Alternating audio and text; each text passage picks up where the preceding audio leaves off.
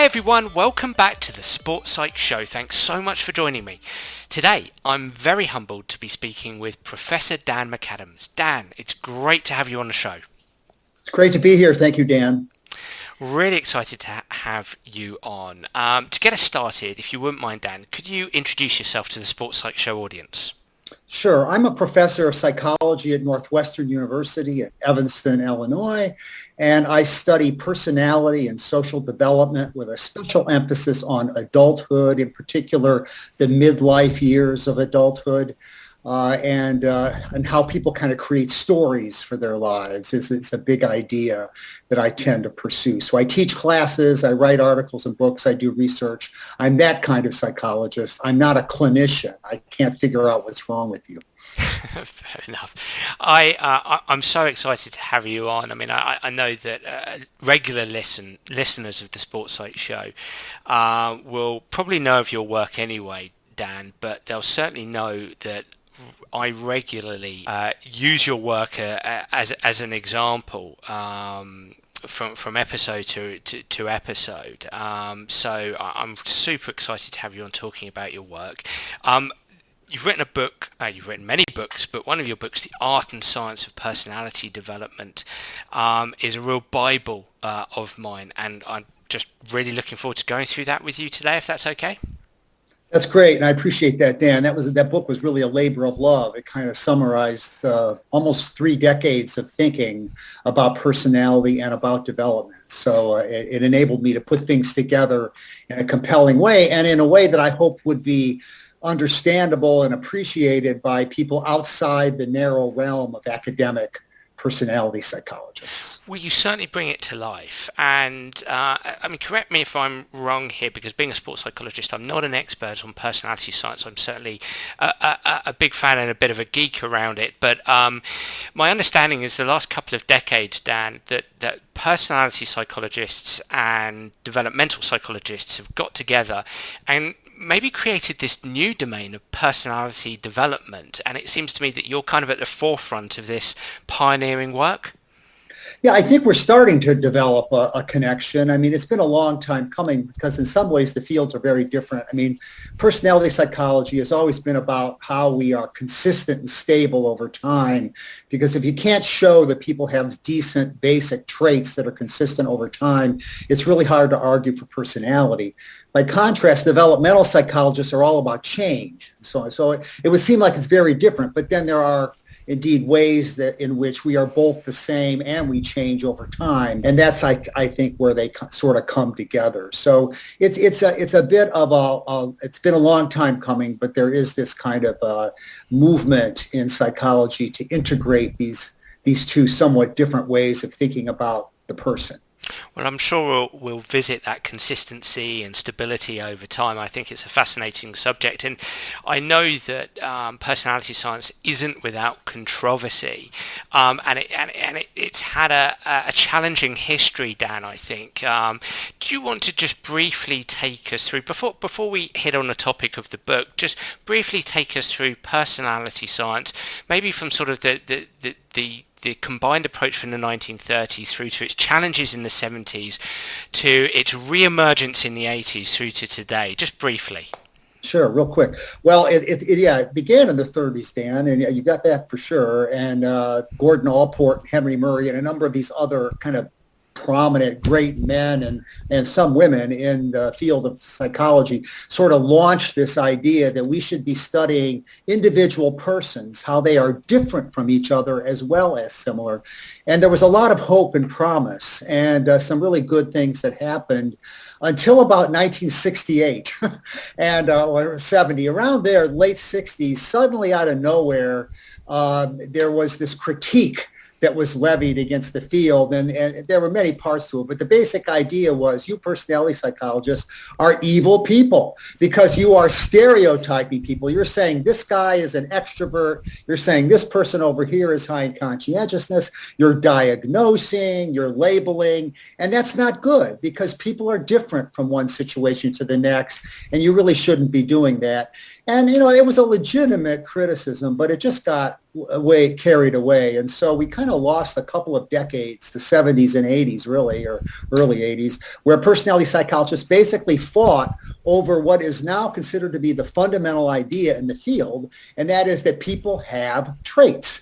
And of course, any thinking person would say, well, of course people have traits. I mean, my mother is very different from my sister. I see the differences. My sister's friendlier. My mom's kind of stern, right? I mean, everybody knows that.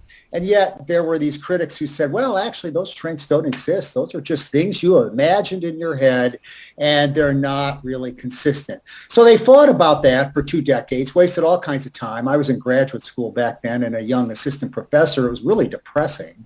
But then eventually the trait folks kind of won. They sort of, they came up with a bunch of evidence and ideas to suggest, hey, actually these traits, not only are they pretty stable over time, and not only do they sort of integrate a person from one situation to the next, but they predict really important stuff. So, for example, if you're high in conscientiousness at age 10, the chances are pretty good that you're going to live longer than your classmate who is lower in conscientiousness at age 10. That's pretty powerful. So traits sort of won the day in the 90s, and then they overdid it. It's like, oh my God, we're the champions, and everything is traits. And so there's been a reaction against that, and I'm part of that reaction because I love traits. Where would we be without them? In personality psychology, but there is more to personality than traits. There are values, there are goals, there are the stories people create about their lives. There are all these other parts and features. And I think today in 2021, there's a broad appreciation in the field of personality that yes, traits are strong, they're important, and yes, sometimes we overdo it when we think about them, and there are indeed these other features that are in some ways just as relevant or perhaps more relevant for how people think about their lives and also for how they change. Because traits do change, but it's hard to change them. And other features of personality sometimes are a little more tractable. They're a little easier to change, if you will.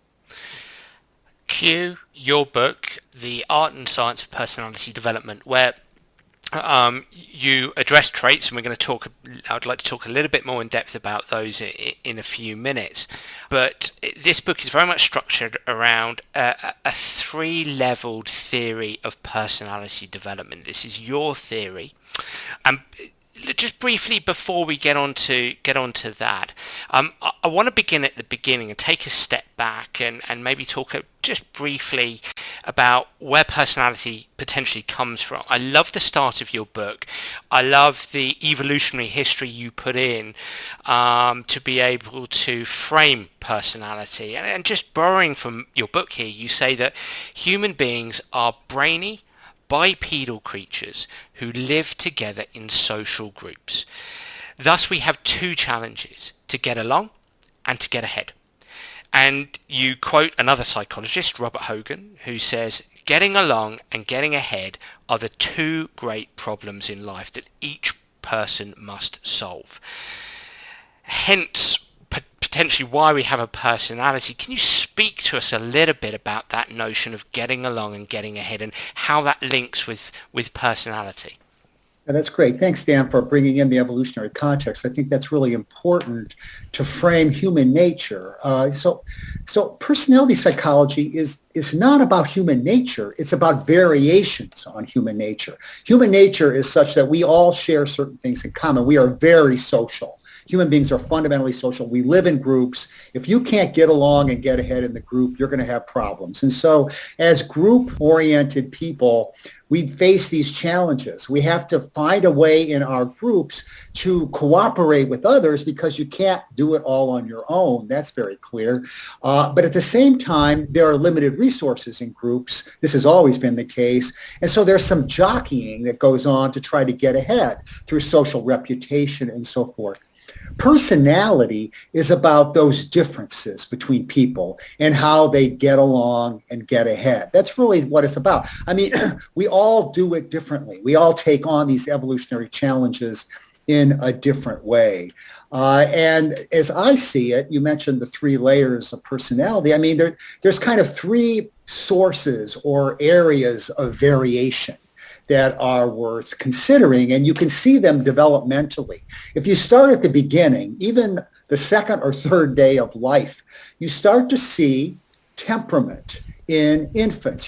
Some infants are a little more gentle and a little less cranky. Other infants are a little more hysterical. You see these things early on in the first few months of life for sure. And this is the origin of traits. Traits are beginning to show up. And this is the first layer of personality, the person as a social actor. We are all acting on the stage of life, trying to get along and get ahead. Now, infants don't know that. They're not like geared to sort of like be strategic. They're just living. But as we watch them and help them and nurture them, we notice their differences. And we say, well, this one seems to be very smiley. And this one over here seems to be kind of downward in her emotions and so forth. And so even before you know you are in the world, you've got traits, and people are seeing them already. And so that's kind of how it starts. The variation begins very early on, strongly driven by genetic differences between infants, but then also shaped by environments as we get older. And so that's the first layer of personality, and that never goes away. I mean, you're 80 or 90 years old, you've still got your traits. People can still talk about your fundamentally different, sort of how you're different and similar to others with respect to your traits. But there's a second layer that kind of kicks in, maybe in grade school or so, like age 8, 9, somewhere in there, where you become much more sort of future oriented. You wake up in the morning and like, what am I going to do today? What's my plan? You become strategic. You begin to develop goals and values. And these are layered over your traits. They're not the same thing as your traits. They're more about what you want. Your traits are kind of like how you do it. And your goals and values are about what you want as what I call a motivated agent. What do you want? What do you value? So actor, that's the trait. Agent, that's the goals and values that get layered over. And then finally, in late teenage years, early 20s and after, a third layer starts to form. And that's what I call the author layer. You go actor, agent, author. And the author is you as a storyteller, creating a narrative for your life that makes you make sense to yourself and others, how you reconstruct your past, how you imagine the future. So in a sense, to sum it, personality is a matter of thickening over time. It's kind of thin at the beginning. You're just a trait person. You're just an actor. And then eventually you become an actor and an agent when your values and goals kick in. So there's more complexity. A 10-year-old is way more complicated than a 2-year-old. And then by the time you're in your 20s and after, that third layer of authorship is layered over the other two, actor, agent, author. And that's where the most complexity comes in, because people are still striving to get along and get ahead. They have values and goals that guide them, and they have a story about their life that they're trying to live out. I'd love to unpack those three levels a little bit more. We'll start at that trait level. Before we get into the meat of that, I've read somewhere actually in another book that you've edited, a book that Colin de Jong contributed to, and in the field he's looking at the neuroscience perhaps underpinning personality traits, and he suggests that personality may start in the womb. This is my interpretation, Dan, that synaptogenesis, so in essence, the brain wiring up starts to happen, and myelination, so the thickening of those brain wirings in very simple terms, happens in the third trimester. So my interpretation of what he was saying in this book that you edited, that actually personality might start actually before you're born, and thus there could be actually a reasonably strong genetic link to the personality traits you enjoy, as you've alluded to, from day 1, day 2, day 3, when you come into this world. Yeah, well, Colin's got to be right, at least in a general level, because there's just no doubt that babies are born different. I mean, you ask any parent who's had more than one child, okay, and they will be convinced that there are inborn temperament differences. Sometimes people who don't have kids or just have one, they say, oh, it's all the environment. The baby's born like a blank slate and you shape it. Well, there's no way that's the case. So Colin's correct. How exactly that happens, though, within the womb and the third trimester versus the second trimester and so forth, I mean, it's just so we just don't know. It's difficult to disentangle it. But we do arrive on the scene somewhat pre-made in terms of genetic predispositions. But having said that, there's a tremendous amount of malleability too. I mean, it just wouldn't work in terms of evolution if you were born with your traits totally, because you have to be reactive to the environment, right? Or you won't be able to get along and get ahead. So natural selection is just totally ingenious. I mean, talk about intelligent design. I mean, natural selection kind of has it all figured out in the sense that we have been created to be extraordinarily adaptive, and we can, mold ourselves to whatever the contingencies of the environment are.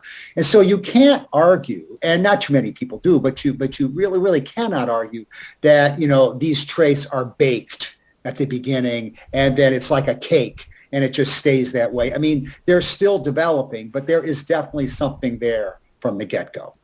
Let's talk about those 5 traits, and you've alluded to a couple already that you might see from day 1, day 2, day 3. An infant's response to a caregiver, smiles, grimaces, crying. We've got 5 traits, Dan. What are these traits? What traits do you think from the research out there are exhibited quite quickly? What take a little bit more time to come in? And can you speak a little bit about those 5 traits, what they exactly are? Yeah, sure. So if you go back to the history, as I was describing it earlier, and this war that was going on between people who believed in personality and the infidels who thought that there was no such thing as traits. Okay, one of the big moments in the 80s was when the trait psychologists were able to say, we've got 5. Okay, there are 5 big ones. And they were able to do this through, actually it was a result of 40 or more years of factor analytic studies. It's unbelievably boring to go into it, so I won't do that. But basically what emerged in the field, it was a consensus in the late 1980s that most any fundamental dispositional difference between people can fit into one of 5 categories. The easy way to remember, they're called the big 5. The easy way to remember them, in English at least, is with the word OCEAN, OCEAN, openness, conscientiousness, extroversion, agreeableness, and neuroticism. Those are the 5. Let's do it developmentally, as you suggested, Dan, and talk about which ones start to show up earlier. And I think the first one you start to see glimmers of is probably E, extroversion, which is to say that extroversion is about, kind of comes from a sort of positive emotional demeanor. And babies, certainly by age 1 month and probably earlier, begin to show differences in what's called positive emotionality. Some babies are consistently more upbeat, more smiley, more agitated in a good way. Other infants seem a bit more withdrawn, a little bit less engaged, if you will. It's not dramatic, but you do start to see these differences. And the general view here is that positive emotionality over the long haul gradually morphs into what we call extroversion versus introversion. And that's basically about people's sociability, their gregariousness, their social dominance, their enthusiasm. People on the high end of that trait, they're just really out there in the social world, movers and shakers, having a big impact. We recognize that. People on the lower end of extroversion are more private, more withdrawn, and most of us fit somewhere in the middle because all traits are like that. They're distributed normally. Most of us find ourselves in the middle. Probably neuroticism starts to show up around the same time, maybe a little later, or the glimmers of it, which refers to negative emotionality. Babies show distress from the beginning, but it's not until maybe the middle of the first year of life that you start to see signs of anxiety and fear. That's normal. All babies show that. But some babies, when they do the anxiety thing, they really go off the deep end, and others just kind of not quite as much. And variation in anxiety levels and so forth, that's a little harbinger. It's like a little window into what ultimately will become a really important trait way down the road called neuroticism, with high neuroticism being about suffering a lot of negative emotion in your life, and low neuroticism being kind of emotionally resilient and calm. So those are the two basic emotion dispositions, extroversion and neuroticism. And then later, second, third, maybe third year, you start to see glimmerings of two more: agreeableness, A, and conscientiousness, C.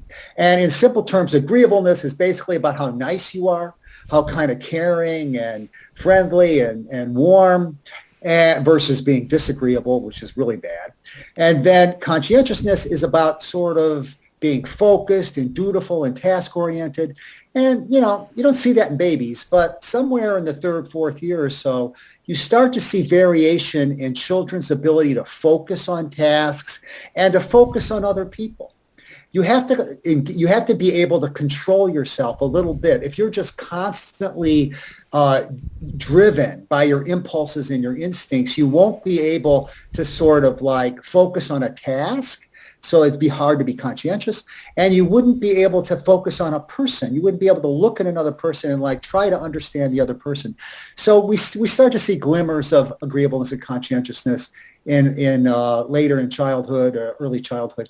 And then finally openness. Oh, it's kind of the weird one of the five, in the sense that it's more about thinking than it is about behavior and emotion. And openness kind of tracks, and you see this more as you get older, open-mindedness, intellectual curiosity versus conventionality. And it's a mixed bag being high in openness. It's really great because people high in openness are often creative and they have lots of interesting new and different ideas, but you can overdo that kind of thing. On the low end, people low in openness, they're a little conventional, they're a little rigid, but at the same time, they're more dependable in some ways. You can count on them. They know what they believe, right? And so there are some interesting differences in openness that begin to show up, but you don't really see those until, I'd say, later in childhood, because it's hard to talk about a 3-year-old being open-minded versus, conventional. It makes inherent sense, Dan, that if we see neuroticism and extroversion, so positive and negative emotionality from a temperament perspective, from day 1, day 2, day 3, that there is a genetic link there. That makes inherent sense. If agreeableness, let's say, that starts to become a factor or obvious to us in our interactions with infants from sort of 2-3 years old, conscientiousness from 3 years old, that sort of a sense of effortful control, and then, as you've said there, openness a lot later. A, C, and O, agreeableness, conscientiousness, and openness. Does the data suggest, does the empirical evidence suggest any genetic link with those 3 traits? Yeah. The weird thing in this is that all 5 traits are sort of equal when it comes to genetic links. And that is based on studies of twins and so forth. They all show fairly substantial heritabilities, probably 50%. And so what that basically means, it doesn't mean that half of your extroversion comes from your genes and half from the environment. It doesn't mean that. What it means is that in a group of people, there's a lot of variation on whatever the trait is. Approximately half of that variation in a group of people or in the population can be accounted for by genetics, by the genetic differences between people. And therefore, the other half must, in one way or another, be shaped by environments. But you would, based on your logic, which I would think makes a lot of sense, Dan, it's kind of how I would have looked at it, you would think that, well, maybe agreeableness and conscientiousness, and especially openness, maybe they're less genetically driven and more environmentally driven, but actually all 5 kind of come in the same way. With heritabilities around 50%. That's fascinating. That's really interesting. So we've got 5 traits: openness, conscientiousness, extroversion, agreeableness, neuroticism. You mentioned the word bad when you said low agreeableness. So two things I want to ask you here, Dan, is there such a thing as good and bad when it comes to these traits? Is good and bad just seen at the end of these dimensions? And then the other question I've got is around the understanding of these traits. My understanding is that these are typical responses, that no personality scientist would necessarily deny that people act and behave differently in different situations, but when we measure traits, we're measuring somebody's typical response. So good and bad and typical response. Let me take those in reverse order. And so with respect to the typical response, I mean, Dan, you've hit the fundamental critique that came up in the 70s and 80s in personality psychology. From the social psychology standpoint, they were saying, listen, people are different in every situation, and it's hard to argue. I mean, when people are in church, they sit there dutifully, they sing the hymns, they listen to the sermon. They're not jumping up and down in the aisles, I mean, unless it's time to do that kind of thing. I mean, people are very responsive to situational cues. Everybody is. And yet there are some stylistic differences that we see across situations. And so a highly extroverted person isn't always gregarious and sociable and socially dominant, but they tend to be like that more often than a person low in extroversion. And so it's kind of common sense, but at the same time, it sometimes eludes our observations there. The question on good and bad, that's a very interesting idea there. I think in some sort of objective, ultimate sense, there probably is no good and bad. But in terms of how we value things in a given society, there probably is. And so in American society, for example, extroversion is valued. People who are outgoing or gregarious and self-confident, they tend to garner significant attention and praise.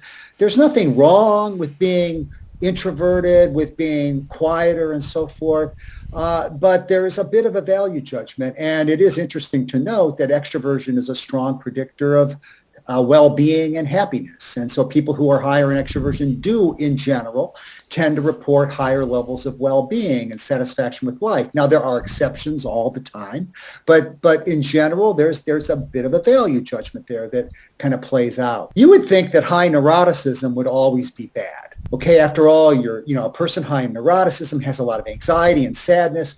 And I think in most situations, yes, being high in neuroticism is a pretty bad thing. However, if you sort of like live in an environment that is filled with threats all the time and so forth, and your very existence is precarious, it's adaptive to be sensitive to punishment and sensitive to the threats. People high in neuroticism, you might say, are oversensitive to threat.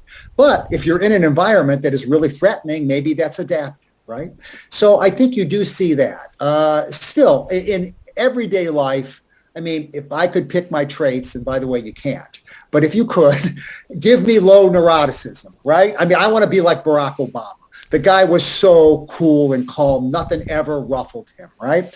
That's low neuroticism. Give me that any day. I'll take medium extroversion, but again, we can't choose them. Agreeableness is a really interesting one. There are positives and negatives. High agreeableness, the milk of human kindness, caring, empathy. Joe Biden. I mean, the man exudes agreeableness. He's so different from his predecessor, whose name I will not utter, but he's just such a kind of caring guy in some ways. But there are some advantages to being disagreeable. Take income, for example, among men. There is some evidence that men who are lower in agreeableness make a little more money and so on than men who are high in agreeableness. Also, there's certain situations in life where you really need to be a hard ass. You need to get out there and fight and be aggressive, right? And maybe politics is one of those areas. Certainly in sports, in some ways, that would be an issue, at least for professional football, for example, in the United States. So there can be value to the low end of agreeableness and so on. So it's probably true for all the traits, with the possible exception of conscientiousness. it's pretty hard to make a case that it's not really great to be high on conscientiousness. Because after all, people who are high in conscientiousness are very well regulated, they're very well organized, they're hardworking, and they succeed. And so high conscientiousness predicts all kinds of positive things, from living longer to success in life, to success in careers and works, and even relationships.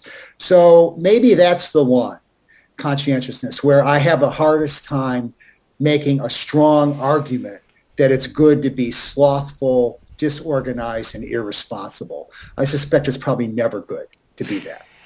I don't want to preempt what we're going to go on and talk about when it comes to the motivated agency and the characteristic adaptations, which is your second level. But I suppose what you've been talking about is a lovely segue into the world of coaching. And Dan, I know you're being based in Chicago, and I believe growing up in Chicago, you're a Cubs fan, you're a Bears fan, and so you are a sports fan, and you will have watched a lot of games. I'm sure you may have sat there sometimes and sort of wondered, theorized, hypothesized about the personalities of the players who are competing out on the field as you're watching them.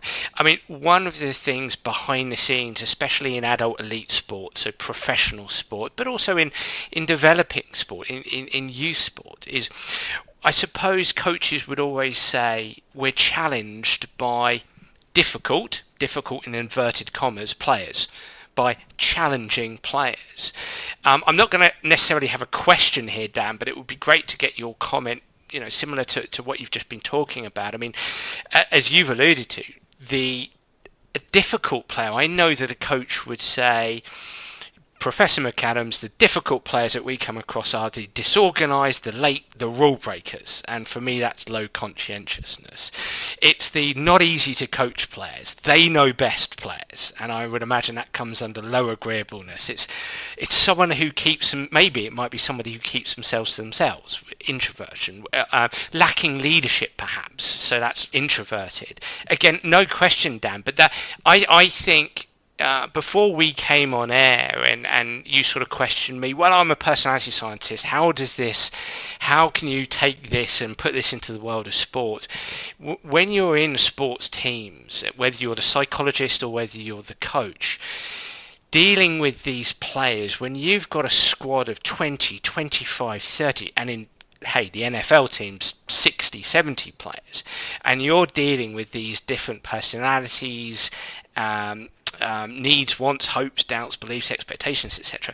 These all collide together, and it's the challenging players that coaches find enormously difficult. And I think this is where something like the understanding those traits can be an entrance point into your thinking as a coach about the people in front of you. Yeah, well, I think that's a good, very interesting observation. And I think from the standpoint of coaching, then, there's maybe two challenges here, and they're related, but they're not the same. The first is it probably helps to be a good trait psychologist. And that doesn't mean you have to read the Art, Science, Personality Development, although if we want to make every coach do that across the world, I'd be very happy to share royalties with you, Dan, on that. But I think you have to have a sense of difference. And I think you see that in some of the elite coaches and those who have been especially successful. I'm thinking of the Cubs had a coach a few years ago, General Manager Joe Madden, much beloved in Chicago. He brought us a World Series after 108 years, and he was very astute as a manager. He seemed to kind of get the players. Each one is very different, as you point out, and there are problem players.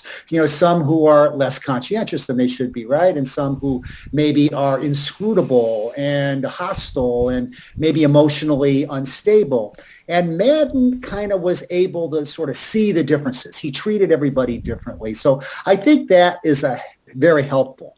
And you don't necessarily have to have a system in your head, but you do have to be sensitive to difference. And, we've all evolved as a species to be sensitive more or less, but some people are much more astute than others. And I think that's one important component of successful coaching.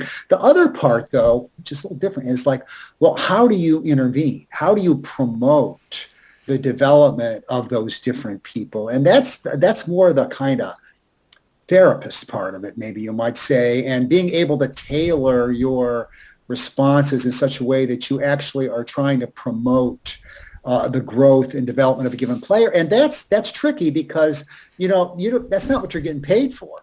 I mean, you're not a life coach. You're not a psychotherapist. You're not here to make sure that your star player attains self-actualization and meaning in life.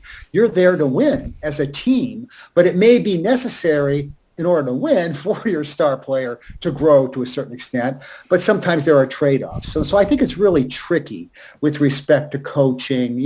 How much do you want to invest in the development of each individual player, and to what extent are you about the team? And at the end of the day, I mean, I guess the team probably trumps it all in that, it's if we have to find a way to work with these 20, 30, 50 athletes such that the end result, excellence on the field of play, is achieved. And so that maybe gets you into a third realm of you're like a social psychologist there, and how do you work with groups? And so it's a really tricky thing.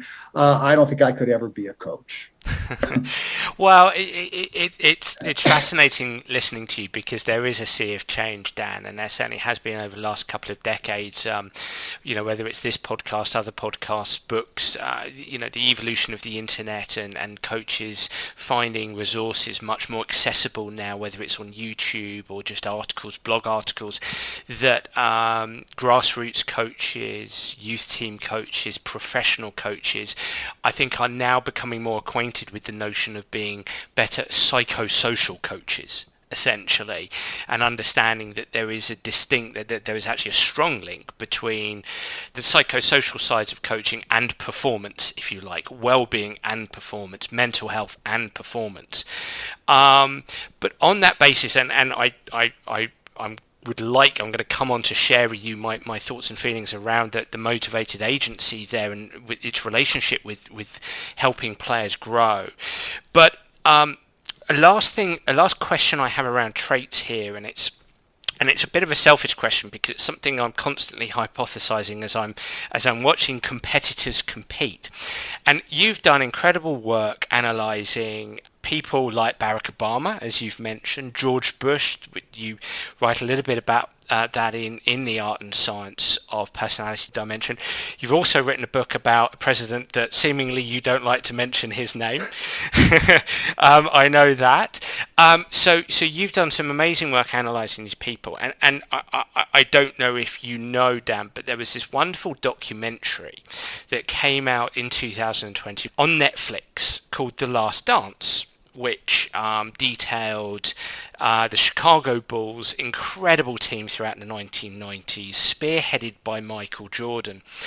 And one of the things that I felt, coaches talk about, yes, personality off the court or off the field, that we've just talked about there.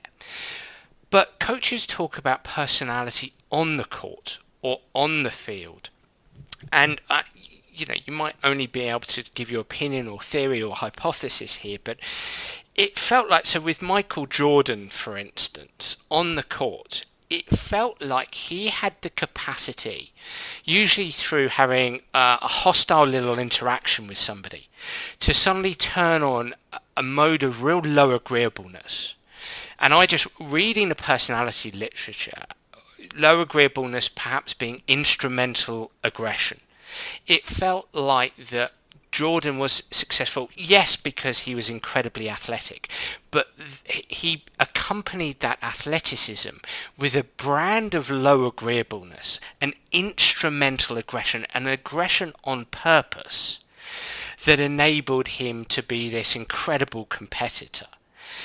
I suppose my question to you, Dan, is kind of what are your thoughts on that notion? And can you really take the idea of personality traits and for those traits to be represented at that kind of granular level throughout sort of 4 quarters or 2 periods of a game? That's a great question. And I love that documentary, by the way. A Okay. big Michael Jordan fan, or at least I was before the documentary. That's another thing, so yeah. so let me compare Michael Jordan to somebody maybe the listeners don't know as well, a guy named Akeem Hicks, who is a defensive lineman for the Chicago Bears. All right, so Akeem Hicks is a ferocious pass rusher. And on the field, he plays with exuberance and aggression, and he's one of our most valuable players on the team.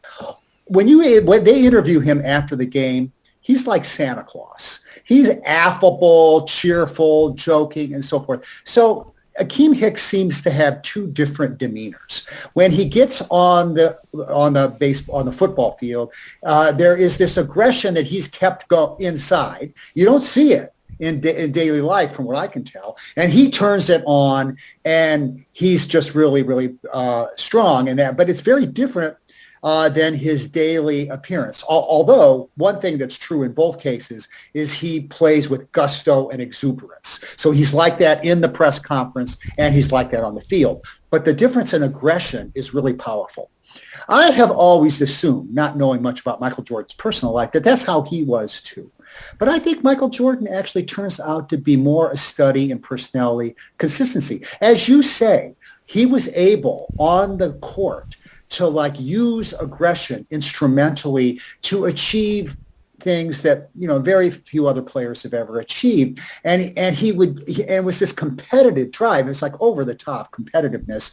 And so he was at his best sometimes when the odds were like completely against him. Like this one game where he played with the flu and he had like 101 degree temperature. He still scored 30 points. It's one of the greatest performances I've ever seen. Okay. But then what's he like off the court? He's kind of the same, I thought. He seemed like a jerk to me. I mean, and I mean, not as much, right? But he's got that tough edge, I felt. And you learn some of the behind the scenes things, and he could be really tough on his teammates. And maybe it was good because after all, they won 6 championships. And so we can look back and say that was really brilliant, wasn't it? But I thought he was cruel in some ways, cruel towards some of his teammates, Scottie Pippen, for example, and some of the others. Or if not cruel, I thought he was more aggressive and all about winning, even off the court. So I think he's really, really interesting, and I kind of wish he were more like Akeem Hicks. But maybe if he were more like Akeem Hicks, they wouldn't have had the success they had. So I think it's a tough call. The on-field personality versus the off the field. Sometimes there's continuity, and other times maybe it's very different. As a sports psychologist, Dan, I mean, I use a technique that I sort of design through, I suppose primarily through Albert Bandura's work, self-efficacy, and building on his notion of building self-efficacy from past experiences and vicarious experiences in modeling behavior and verbal persuasion and emotional physiological sources. I've created something called a game face, which is very much helping athletes, helping competitors just pick a couple of key words based on them at their best, or who they want to be on the court or the course or the pitch, and then going and embodying those words, being them and doing them and acting them. So it's almost as if, you know, sometimes you feel that you want an athlete to be able to flex their personality, that if they're possibly less assertive off the court and high agreeable on the court, we want them to be more assertive. We want them to assert themselves on their environment. We want them to be aggressive towards their environment. And then, as you're saying there, I suppose with Jordan, we want them to flex away from that onto somebody who's just a slightly kinder and more caring character off the court. Enormous controversy around that documentary, around what you've said, because there's a group of people in the world of coaching who would say, brilliant, fantastic, he drove that, you know, that was down to him, he drove Steve Kerr, he drove Scottie Pippen, well done Michael Jordan, and others who would say, and I'm probably amongst the others, who would kind of say, yes, he did, but he could have done that more effectively, maybe more adaptively. There are other ways to go about doing that, Dan. I really think so. Yeah. You're right. I mean, there are other ways to go about doing it. We'll never know if he would have been more effective using some other way and so on. And then, of course, there's collateral damage. I mean, they won 6 championships. Is that the most important thing in the world? Almost, but not quite. I mean, there is human life, too, outside the game. But, yeah, it's a really interesting kind of conundrum. You reminded me there, Dan, when you talk about the game face, a story I heard about an NFL player, again, football. And I can't remember who he was, but this was years ago. I was watching on television. And one of the announcers was, I think it was John Madden, or a famous announcer in American football, said, this particular player, what he does in order to rev himself up to fight during the game is he imagines that the other side, they're trying to kill his wife. They're trying to kill him. So he's going to kill them, yep. Right? And so that's how he gets himself up. And I remember Madden saying, God, I don't know if that's good. I mean, if you need to, he's manufacturing emotion to make himself fight. But, maybe it worked for that guy. I think he was also a pass rusher like Akeem Hicks. So I can't remember who he was. So, I mean, that would be a strategy. It might work for a few people, but I'm not sure I'd recommend it for a lot of people. What it is, Dan, just very briefly, it's fascinating, actually. It can be where personality and the cognitive side of sport collides, and this is very pertinent in baseball, because if you get into that kind of high emotion, what it can do is, from a cognitive perspective, it can lower your awareness, because the high emotion is related to less awareness, as in you'll be tunnel vision, so you might not pick up, if you're a batsman at bat, you might not pick up the cues and the clues related to how the pitcher is going to throw the ball at you. Your anticipation might slow, your decision making might suffer with that kind of high emotion. So as you're quite rightly saying, there's a double-edged sword. It's between the getting the mental side of the game right for you. You've got to get that sweet spot of intensity, and if you're too highly activated, those kind of cognitive things can happen. If you're too lethargic or flat, you're not going to be resourced athletically to go out and compete. It's fascinating, as you can hear. I'm quite a student of this. I'm mindful of your time, and I do want to briefly get on to the characteristic adaptations. I do have, because you loved that documentary so much, I did want to briefly ask you about Phil Jackson and Dennis Rodman, because I thought this was fascinating. And you mentioned earlier about, are coaches, psychosocial coaches, should they be involved in that sort of clinical style of things?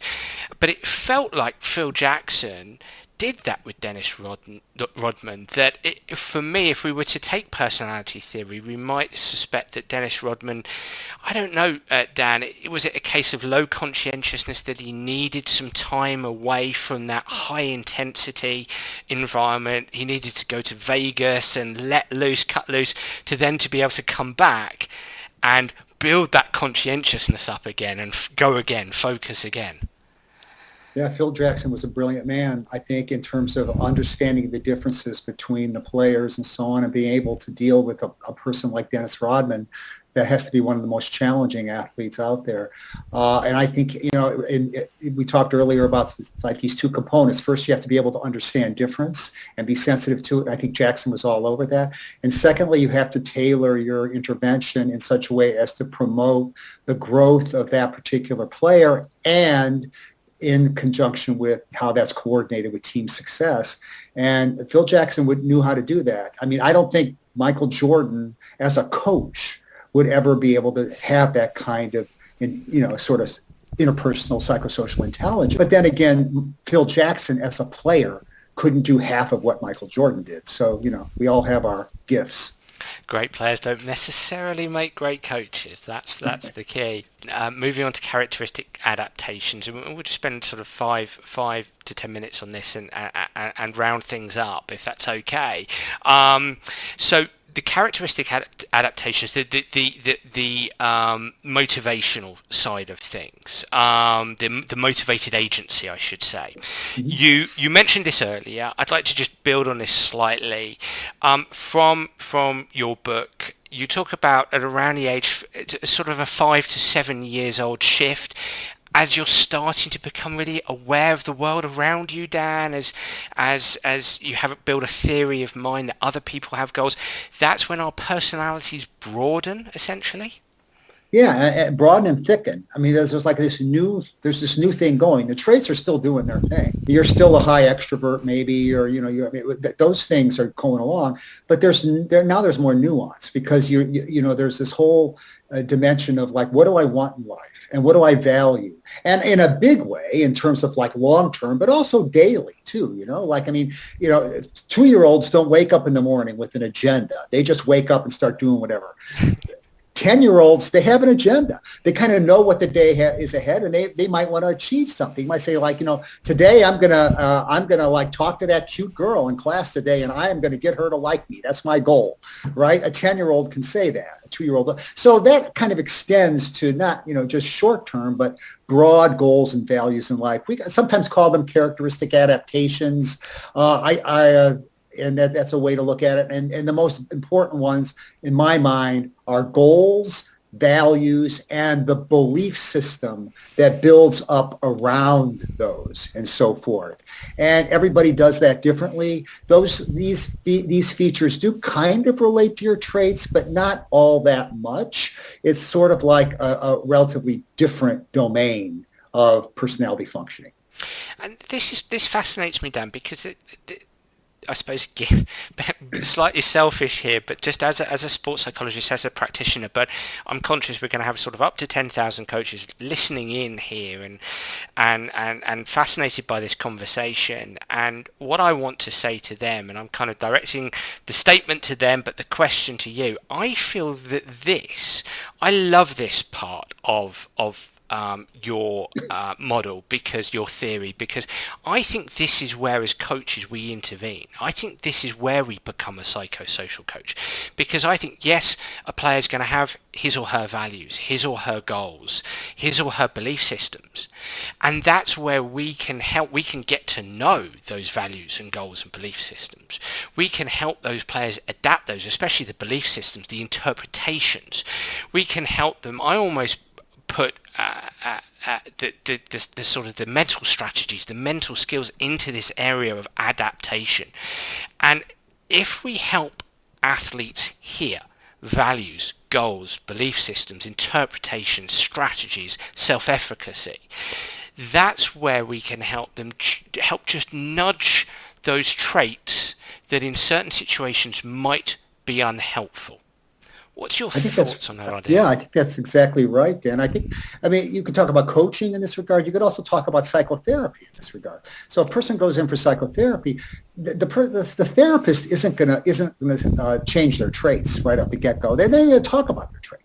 They're going to talk about their interpretations of the world. They're going to talk about the mental strategies that you mentioned. What do they value? What are they trying to accomplish? And the psychotherapist gradually kind of chips away at that and says, like, okay, well, let's reframe how you think about your relationship with your wife here, okay? Or let's think about, like a different way to approach your job failures and so on, or a different way to think about it. So in coaching and athletics, I think, and moreover, in everyday life, in friendship, this is where we intervene in each other's lives, not at level one with traits so much, but at the levels of people's goals, values, and beliefs. These are easier to talk about. These are the kinds of things that are more malleable. You can have more impact on a person. You're not going to change an extrovert into an introvert no matter what you do, but you can intervene in terms of people's values and goals and beliefs and how they go about strategizing to get what they need and how they try to get along and get ahead with whatever their goals and values are. I think that's where you do intervene. So I think your insight there is quite appropriate for sports and coaching, and it might even generalize beyond that. You mentioned introversion, extroversion. I think an interesting thing here in sports is leadership, and my understanding is that, and look, hey, we can be, there's such a thing as quiet leadership. You can be an introvert as a leader, but certainly in the world of sports, there tends to be a leaning towards assertiveness, a social dominance when it comes to leaders. And again, I think this characteristic adaptation, the motivated agency, this middle layer is the area that coaches can, once we understand, okay, this person here is an introvert. This person here, when they prepare for a game, they're going to prepare for a game in the corner on their own. They're not really going to get anybody else G'd up. general behaviours, tendencies tend to be towards introversion. But we can perhaps adapt this slightly through the goals, the values, perhaps to the interpretations they have on the world, and we can help them lead others a little bit. They're never going to be bringing the house down when it comes to leadership in the changing room, but we can adapt them. So it would be good just to get some thoughts on that. And if we go back to our very disagreeable players, Dan, in this book you talk about autonomy as part of being a motivated agent, that at that young age enjoying autonomy within your growth is very important. And as a coach, I think it's very useful if we're going to be dealing with disagreeable players, challenging players, rather than telling these players what to do, we might find out what their goals are, what their values are, and just become interested in them. And just that very notion of becoming interested in their agency, in how they perceive the world, in their goals, in their values, that could help them become more agreeable, perhaps. Yeah, I think there's two things going on there, Dan. I think, first of all, you could talk about the personality of the coach. And then we can talk about the personalities of the players. And so you're correct in suggesting that extroversion is often associated with people being perceived as leaders. And indeed, and not just in sports, but in politics and many other areas, extroversion predicts people who tend to aspire to be leaders.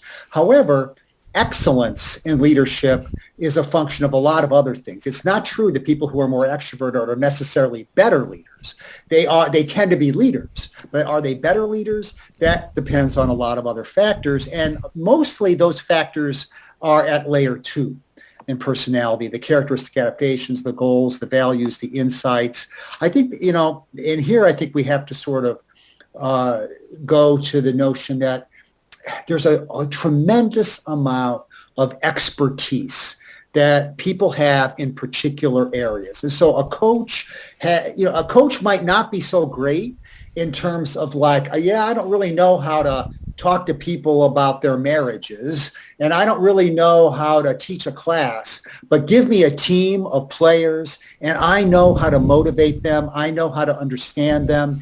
And so this is a kind of, there's a value system, there's a set of goals, there's a whole set of expertise that coaches develop. And you can do that if you're extroverted or introverted, disagreeable, not as a coach.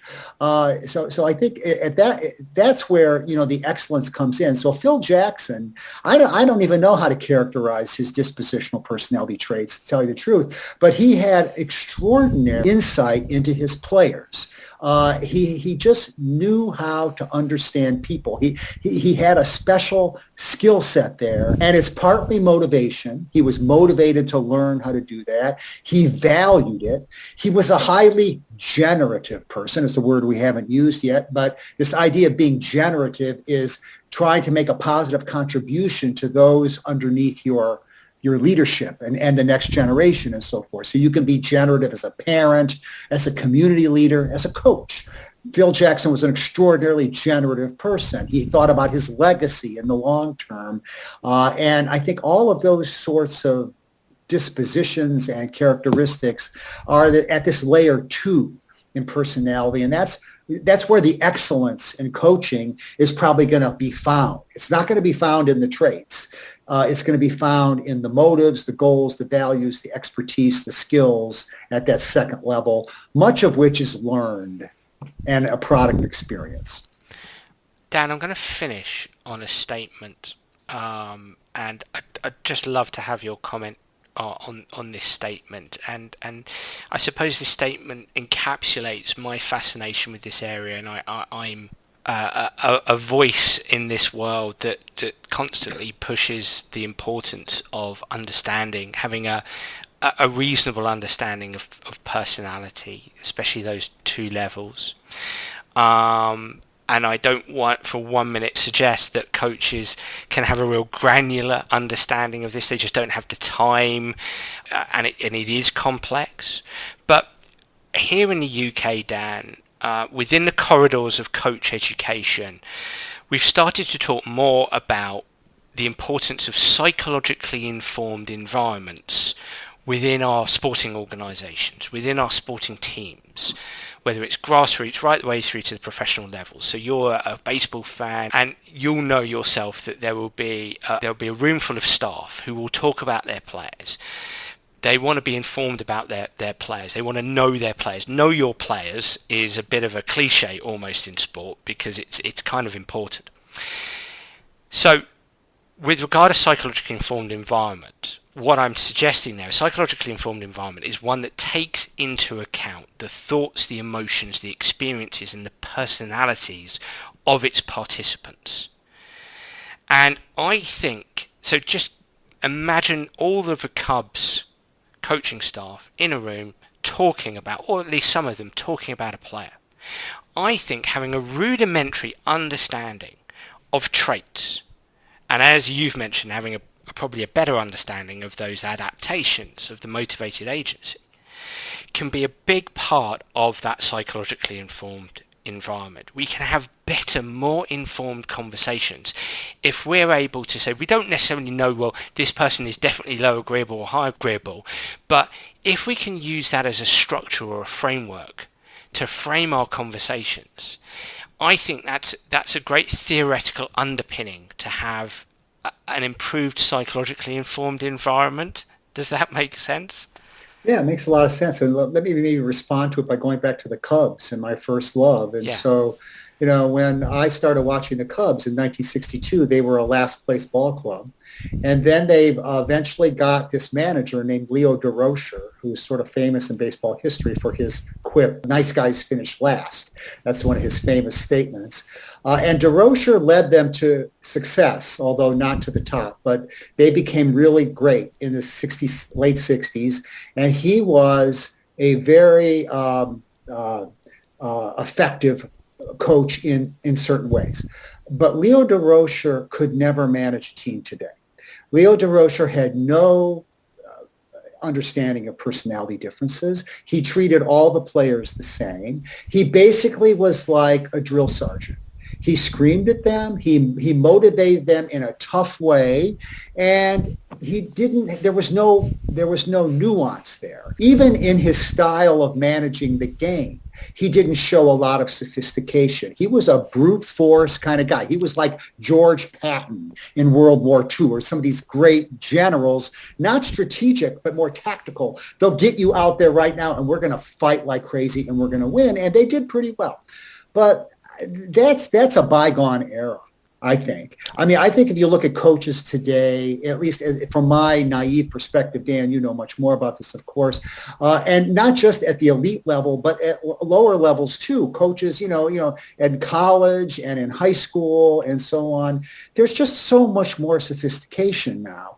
You see it with the Cubs. I mentioned Joe Madden, tremendous social intelligence, very tuned into the players' different needs and so on. And they loved him. They just loved him, and they played for him because they loved him. They played hard because they loved him, and they felt he understood them. He was there for them. He was there to promote their well-being and their development and the team's success. People didn't love Leo DeRocher in the 1960s. Those players would never tell you they loved him. They feared him. They kind of respected him, and they were in awe of him, but they didn't love him. Now, I'm not saying you have to love your coach, but I think today the standards of coaching are just so much more nuanced and sophisticated. And, you don't have to be a personality psychologist to be a good coach, for crying out loud. But I think you do have to have an understanding of variation between people, as we saw with Phil Jackson, and as it sounds like the kind of coaches that you've got in mind, Dan, when you're talking about developing a psychologically informed environment, right? And so that you can deal with all of the nuances in the team. And then, of course, coaches are also public figures now. They do press conferences and they do recruiting and so forth. And so they have to navigate those environments. Leo DeRocher never did anything like that, right? I mean, he just got out there and told his players to kill and win and be tough. But now you got to deal with the press. You have to deal with the fans. You have to, And it's just a much more complicated sort of psychosocial challenge that goes even beyond the team. And you haven't even mentioned social media, which takes it Oh my God. even further. Exactly. Dan, this has just been absolutely brilliant. I can't thank you enough for coming on the show today. It's just been absolutely fascinating. And how can people? You've got a raft of books. I was with a bunch of trainers, gym trainers yesterday, and I recommended this book to them because I just think it's fundamental to our understanding in human beings, and that's what it is to be a coach. If I may ask, how can people get hold of this book? And do you do social media in any respect? Are you on Twitter or anything like that so people can follow you? So first on the social media, no, I just don't do it. Okay. I'm the last person on the planet because I just don't have the time. I should. I know I should, No, and I don't, and I feel guilty about it. And Dan, you're making me feel guilty about it. Just want you to know. Okay. With respect to the book, The Art and Science of Personality Development, it's published by Guilford Press. It's you can get it from Amazon or whatever. There's no secret. It's just out there. Google it. You'll find the book. It's in a paperback version now, and so it's not all that expensive.